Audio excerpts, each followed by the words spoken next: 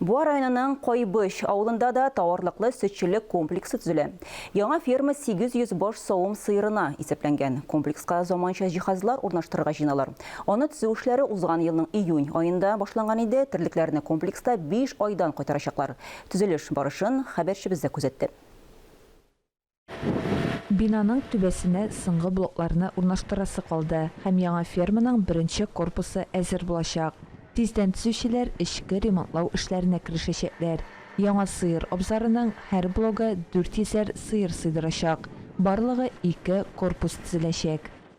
Монда кулланылачак менә современный, менә чит илләрдә кулланыла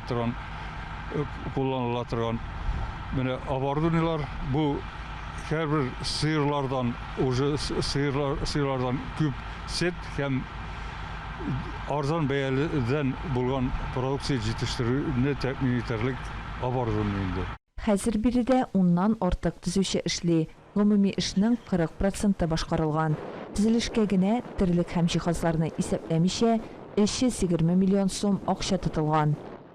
Хәзерге вакытта комплекста строительно-монтажные работы эшләре бара. Общая сметная стоимость бу комплексның 500 миллионлык. Шуның 320 миллионы строительно-монтажные работы.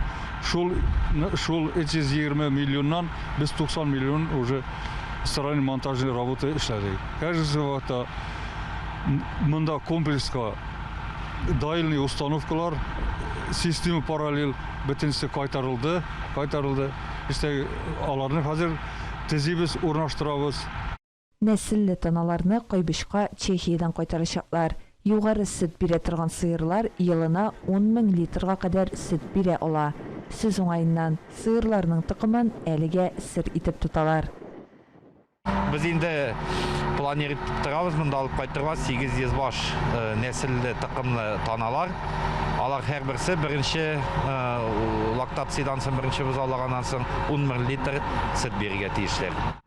Бу Буа районында шундый масштабтагы беренче комплекс. Республикада да мондый объектлар күп түгел. Төзелешнең беренче этабын һәм терлекләрне агымдагы елның июнь айына кайтаруны планлаштыралар. Шуннан соң тагын 400 сыйырга исәпләнгән өстәмә блок төзи башлаячаклар. Алсу Сәмигуллина, Айрат Насруллов, Татарстан яңалыклары.